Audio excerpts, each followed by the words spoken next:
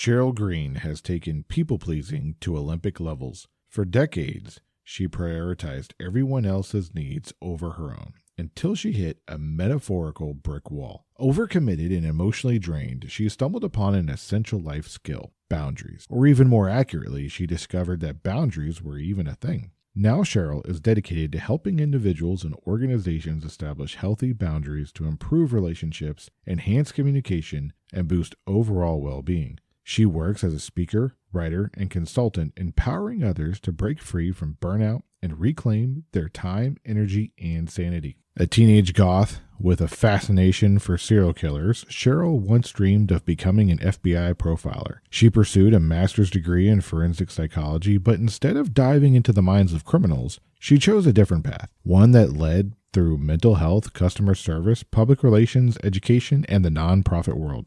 The diverse background gives her a unique perspective of human behavior, resilience, and the power of personal growth. Sheryl is also the author of 6 books. Beyond her passion for personal growth, Sheryl is a devoted animal advocate. She previously served as the director of communications and cuddling for a local animal rescue and continues to donate her time, talent, and resources to animal welfare causes. When she's not writing or speaking, you can find Sheryl spending time with her husband and their 2 fur babies, practicing yoga and tending to a small jungle's worth of houseplants. We go now to the conversation that we had with Sheryl.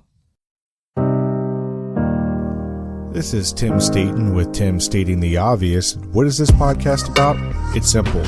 You are entitled to great leadership everywhere you go, whether it's to church, whether it's to work, whether it's at your house, you are entitled to great leadership. And so in this podcast, we take leadership principles and theories and turn them into everyday, relatable, and usable advice. And a quick disclaimer, this show, process, or service by trademark manufacturer, otherwise does not necessarily constitute an implied endorsement of anyone that I am employed by or favors them in representation. The views are expressed here in my show are my own expressed and do not necessarily state or reflect those of any employer. Hey, Sheryl, welcome to the show. Thank you so much for having me. Hey, thanks for being here. So most of us have been there, agreeing with things that we don't want to do, overcommitting and putting our others first, all to avoid conflict and guilt. We're taught that prioritizing ourselves is selfish, especially in the leadership realm. But in reality, boundaries are an act of self-respect. They define what we will and won't accept in our lives, shaping our relationships, careers, and well-being. So Sheryl, what was the moment that you realized you needed stronger boundaries in your own life? So there was actually 2 different moments. There was a moment that I realized something major needed to change in my life. And then there's the moment that I realized that boundaries were the problem or lack thereof. So the first one happened around November of 2021 when I reached burnout. We hear it, it's so talked about these days, but until you have experienced it, it is just not something you can fully comprehend. And I found myself sitting on the side of the road trying to calm down because I had been driving and I looked at those oncoming headlights and thought, what if I just crossed over the median? I was at this point in my life that I was working full time in nonprofit, which is not 8 hours a day if you've ever worked in nonprofit. I was running my own business. I was taking care of my parents. I was still serving on boards and being there for all the friends. And I just straight up burned out. I could not handle it anymore. And that was kind of the first indication to me that, hey, something major in my life has to change. And sitting there on the side of the road, I didn't know what was going on.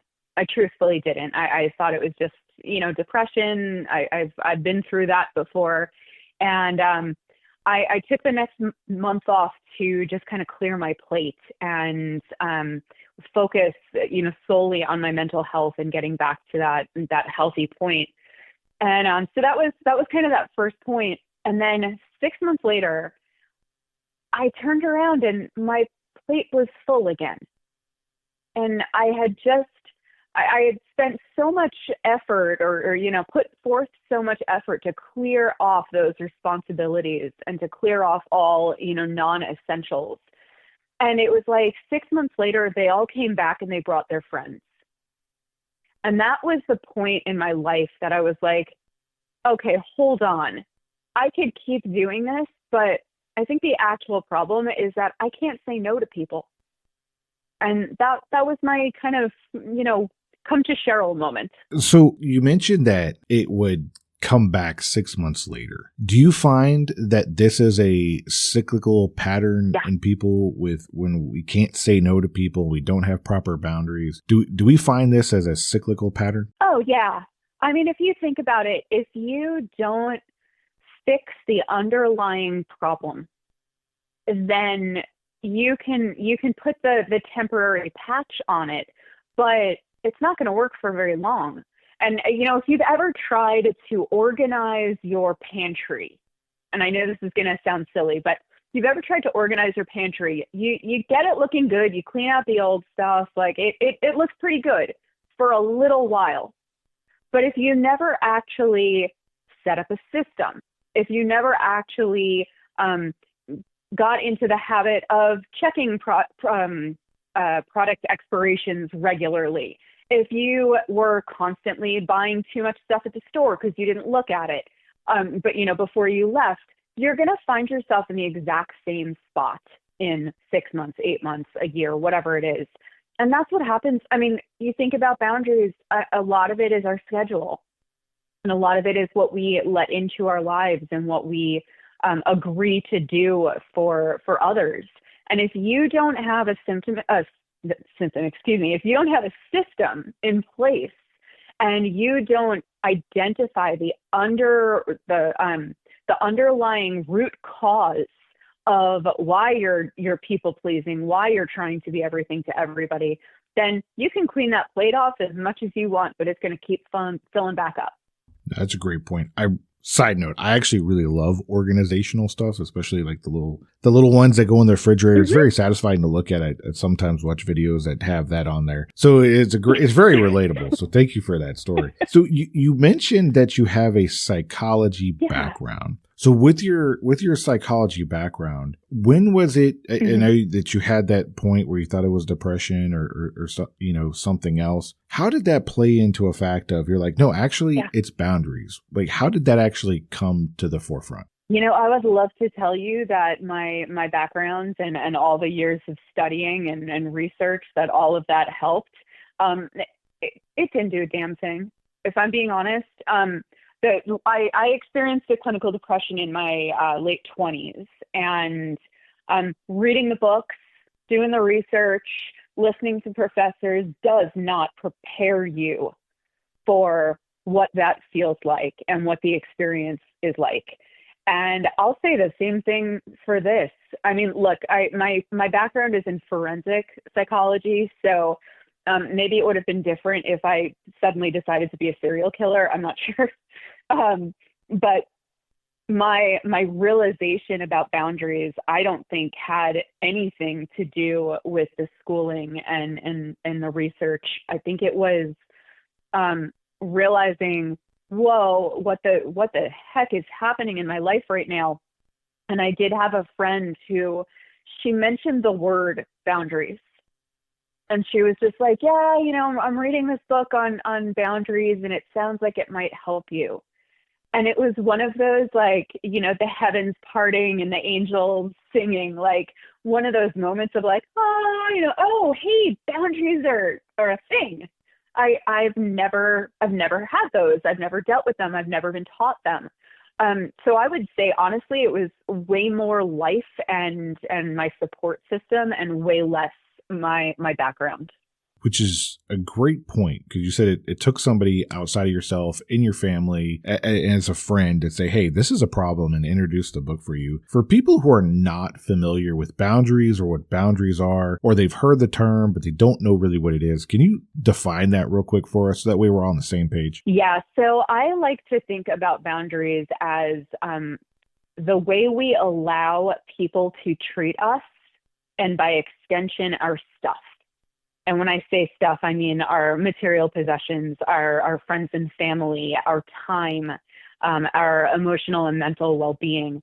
And, if you think about a house or an apartment or a farm, wherever you happen to live, and you think about whatever surrounds it. There's something, maybe it's a fence, maybe it's a moat if you happen to live in a castle. I don't know why that example always comes to mind, but if it's just hallways, if you're in an apartment building, but there is something that clearly delineates where somebody else's space ends and your space begins. And it's very easy to see when you're talking about property lines, and it's easy to understand, like, if you came home and your neighbor was like having a party in your living room, like that would be odd. That would be, that's not okay. Like we can grasp this concept. It's harder to see when it comes to our person, our personal boundaries. But really, how do you allow people to treat you and your stuff? I'm reminded of the quote that says, "Great fences make great neighbors," when you talked about that. So what are some of the most common misconceptions people have about setting boundaries? Oh, it's a great question. I think the first one is that boundaries are something you do to people. That it's you mentioned the word selfish before, and we've all heard that. If we're dealing with boundary issues now, at some point in our childhood, somebody said, "Oh, you're not sharing," or "Oh, you're not giving this person a kiss," or whatever it may be. "Oh, you're being selfish."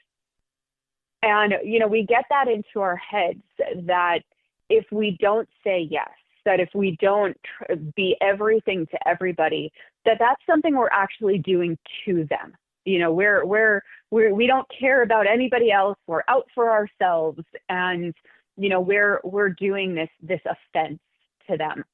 And truthfully, boundaries, aside from all the benefits that boundaries have to the relationship, you actually empower the other person when you set boundaries. And I'll just give you a really quick example of that. I used to have a friend who was my car guy, and I had a really old Toyota, and the money, the bank account of a college student. So anytime something happens, I would call him, and he would come running, and he would fix my car. And I got used to this. I knew he was there. He was going to help me. And one day, the brake light went out, and I texted him, and I was like, "Hey man, my brake light's out. Like, can you come help?" And he said no. He was busy that weekend, and he's like, "I'm so sorry." He goes, "I just don't have time."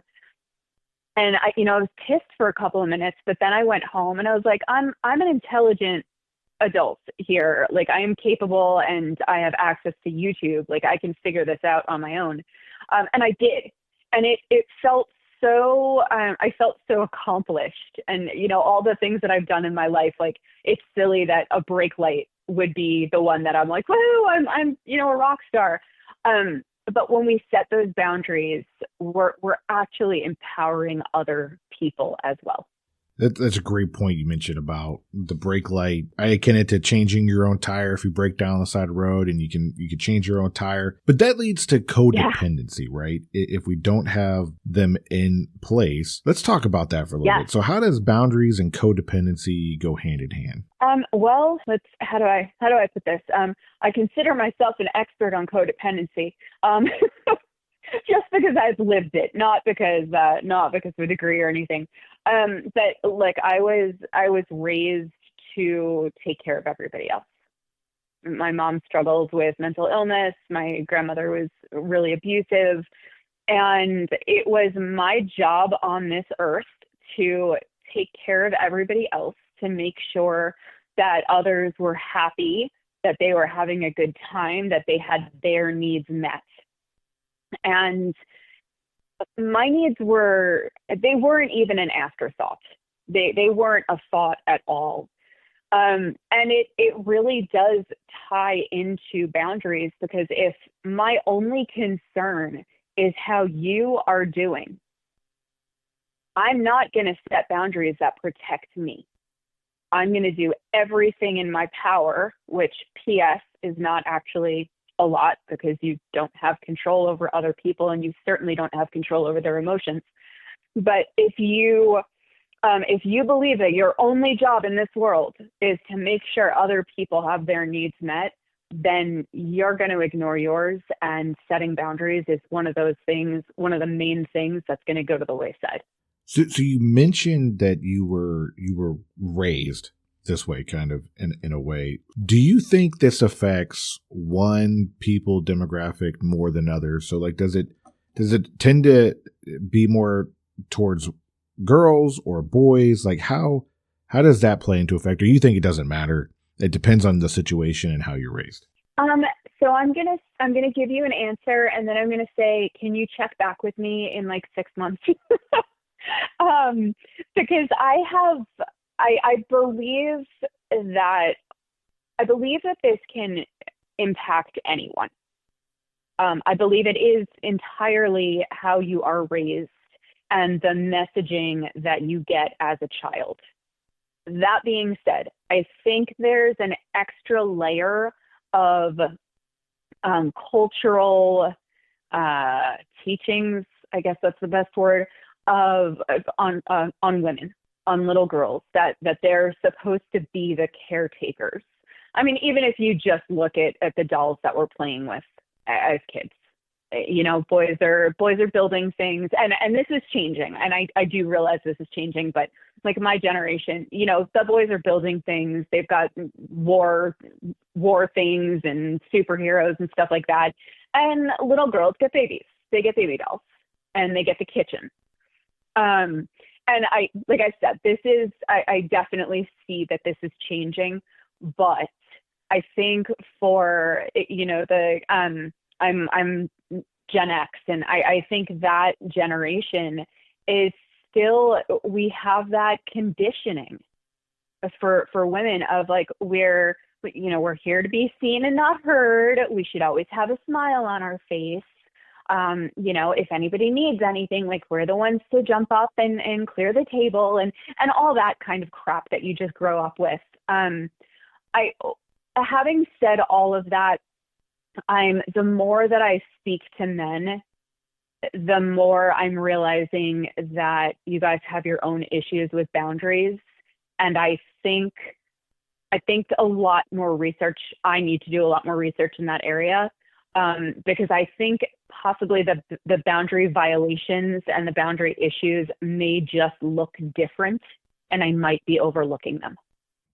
I think that's a great response to that question, because I agree with you. I think they might be different. They present differently, and boundaries are important for everybody. And so when we talk about boundaries, and we've talked about it, what it is, the definition of it, how it looks, how it presents, let's relate it to work, because we do a lot about leadership on this show. So how important is it to draw boundaries between work and life in that context? Yeah, it's essential. I'll start out by saying that. You know, I think you can do anything for a short period of time. You can deal with anything for a short period of time. You can go, you know, full, whole hog? I think that's the saying. You can go 100 miles per hour at work and, you know, kind of ignore the other aspects of your life, the relationships, the self-care. You can do that for a little while. I think we can all handle that. And the question is it sustainable?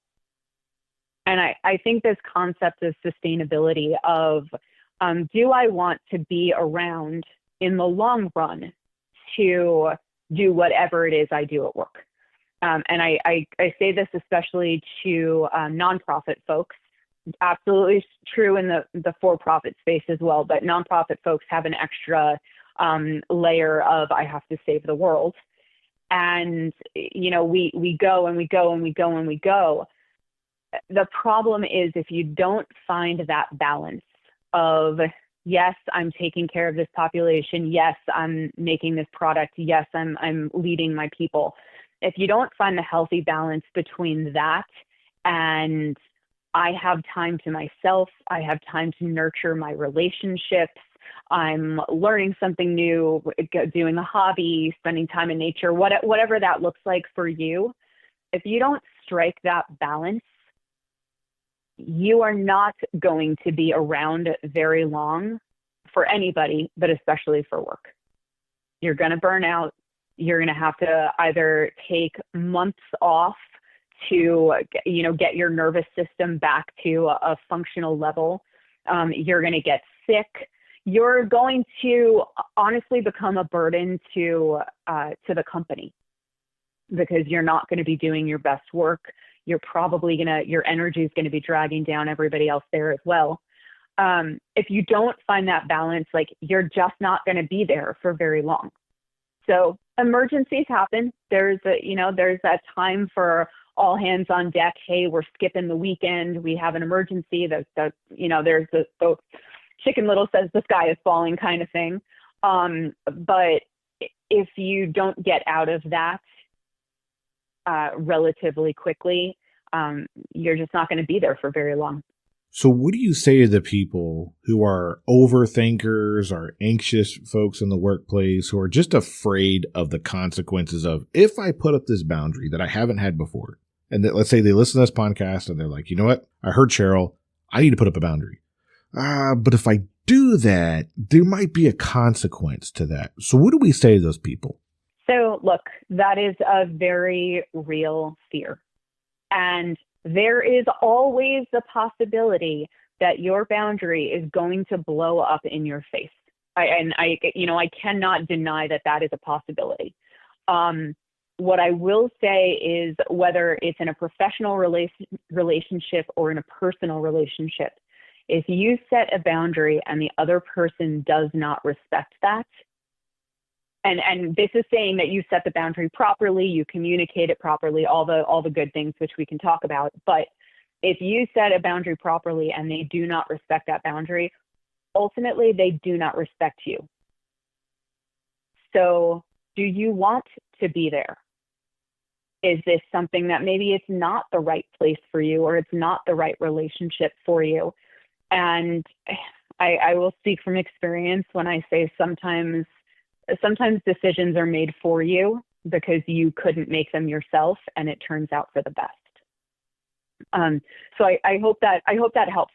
But what I will say is, often we are so afraid of the worst case scenario. And, we're like, oh my goodness, if I tell my boss I can't work late because I'm taking my kid to a soccer game, they're going to go ballistic and they're going to fire me on the spot. The reality is they're probably not. If you are a good, valued employee and your boss is, how do I put this, is a good leader who wants the best for the company and wants the best for their employees, then setting a boundary properly, again, we're going to be communicating that in the right way. Setting a boundary is actually going to, once again, strengthen the relationship, because you're going to show them, hey, you know what? I want to get this work done. I want to be here for you. I want to do what's best for the company. And my family is very important to me. My self-care time is very important to me. And I can't be my best if I'm working the schedule. I can't do my best work. I can't, perform at the level that you expect and deserve. Does that make sense?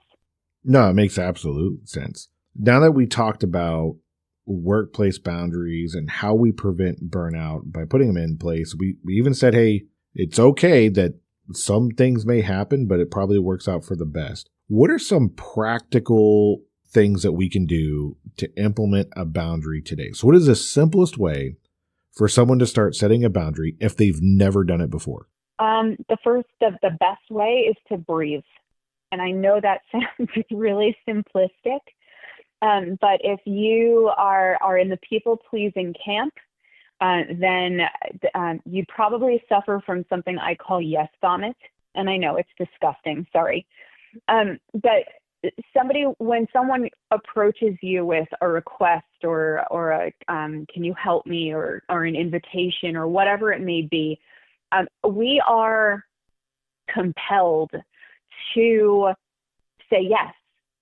And often it happens so quickly because it's like this automatic response, like, oh, somebody needs me. Yes, sure, I can do that. Yep, absolutely. Do you want me to wash your car as well? And it just comes flying out. And the biggest step we have to take to even consider setting boundaries is to pause, is to, first of all, let the person finish what they're saying. But then, we're going to give ourselves some time. And it may only be a couple of seconds just to pop out of that like emotional brain and get into your actual like logical brain. It may require some extra time. It may require you saying something like, hey, you know what? That sounds like a really great opportunity. I have to talk to my spouse, or I have to check my calendar, or, I have to confer with the dog, whatever it may be in your life. And, when you have that opportunity, you get to, like I said, pop into that logical mind and go like, okay, wait a second. Is this something that I actually like have to or want to do? If so, like, do I have the resources to carry it out? Because if you don't have the resources to do something and you say you're going to do it, then you're in the wrong. Because now you're going to let someone down because you can't actually carry out whatever it is you said you'd carry out. And that last thing is, are you willing to give something else up?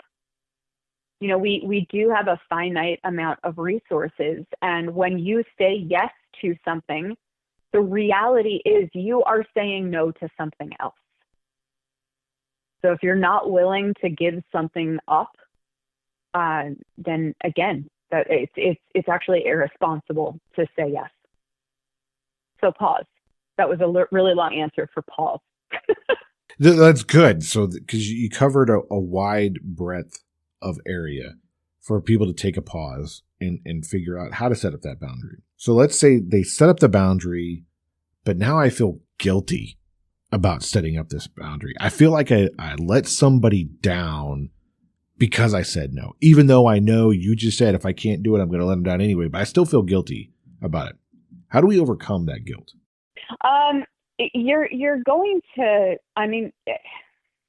you need to realize that if you communicated it properly, if you gave them time, and whenever I say that, buy yourself some time, I always add the, that sounds like a great opportunity. I have to talk to my spouse. I'll get back to you by 5 p.m. tomorrow. Okay. Or whatever it is. Give them a time frame, because you are not actually responsible for doing about 90% of the stuff that you do. And I'll say that for just about everybody. Unless you are caring for small children or elderly parents or something like that, your list of have-to-dos is actually much shorter than we make it out to be. So is there going to be guilt? Yeah, we like helping people. That's a wonderful human trait. And throughout all of this, I've never once suggested that we become selfish SOBs who don't do anything for anybody. That's not the point of boundaries.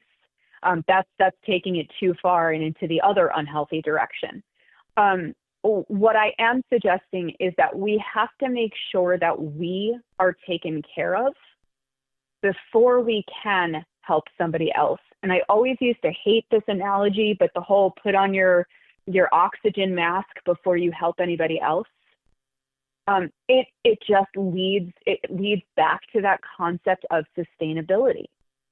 You can be everything to everybody for a little while. But if you're not taking care of yourself and you're not striking that balance, then you're not going to be anybody or anything to anybody. Eventually, you're just not going to be you're not going to be useful because we can't sustain it. So Is there going to be a little bit of guilt? Yeah, there probably is. We want to help people. We don't want to let them down.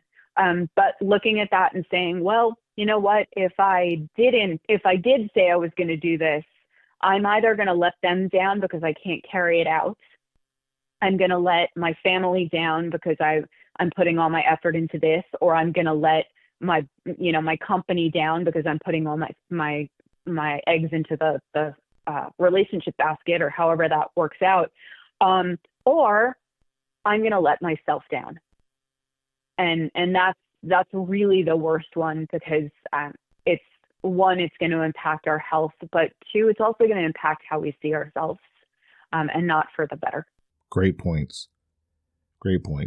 I'm going to bring up this thing real quick. So you wrote the book, You Had Me at No: How Setting Healthy Boundaries Banishes Burnouts, Repairs Relationships, and Saves Your Sanity. In the book, you talk about boundary hangovers. Can you tell us what that is and how people can overcome it? Yeah. So look, you're not going to wake up tomorrow after hearing this episode or reading the book or hearing me speak, or you're not going to wake up the next morning and be this perfect boundary setter, like the king of boundary setting. That's not going to happen. Just like everything else, like boundaries are a muscle. And it's something that we have to be constantly working on. You don't go to the gym, lift weights, and walk out looking like Arnold Schwarzenegger in the 80s. Like that doesn't happen the first time. If you do, please let me know what supplements you're on. But like we have to work at this. And part of that is going to be screwing up. And I screw up all the time. And I, even after all this research and all this studying and writing the book and all of this practice, I still screw up. And I always look at it like I kind of kick myself for, 15 seconds. And then I go, okay, I'm going to write a blog. It's going to be a learning opportunity for everybody. And that's that boundary hangover, is like, oh man, you wake up the next day and you realize, like, I should have set a boundary. This was one of those opportunities to set a boundary, and I screwed up, and now I'm feeling resentful, feeling overwhelmed, all the different negative outcomes from not setting boundaries. And you have two choices. You can completely fall off the wagon and say, oh, I suck at setting boundaries. I'm never going to be able to do this. I'll just go back to, being a doormat or being a people pleaser or not worrying about myself, and I'll just deal with it. And you can do that, but that's not going to end well. Or you can laugh it off and you can go, hey, I screwed up. Haha, learning opportunity. And you can look, some things you can turn around and say, you know what? I shouldn't have said yes to you. I'm so sorry. That was not, that's not something I can actually do. And there are times in life that's okay. And you can say, hey, I could help you out in this other way, or let me recommend somebody that can help you. Or you can, power through it and look at it as, I'm going to be faced with this situation again in the future. The specifics may be a little bit different. The actors in this play may be a little bit different, but ultimately I'm going to see this happen again. And now I know the next time I need to take different action. So don't fall off the wagon. Realize it's just a little blip along the way, and you just got to head back to the gym, keep working out. I think I just put in like 6 different analogies into one sentence, but just keep going and don't give up because you screwed up. I just loved the term boundary hangover and how you included it in your book, and how it really came full circle on this one. And I also want to put out there for everyone listening to this, chapter 12, she has a chapter on boundaries for the entrepreneur, and I highly recommend people read that chapter. But we're not going to talk about it because I want to leave you with the last word. So is there anything that we didn't talk about or you felt like we needed to say, or something you're like, you know what, I have to say this and get this off my chest? You have the last word. Thank you. So I'm going to say a pre-last word and then I'll get to the last word. Pre-last word is head to my website because we didn't talk much about communication and I have a how to say no cheat sheet on there. So if you hit SherylGreenspeaks.com, you can find that and download it. I will say for a last word, you have the right to set boundaries. And I think too many of us have grown up to believe that we don't get to say no, that we don't have that right to say no and to care about ourselves and our well-being. And you do.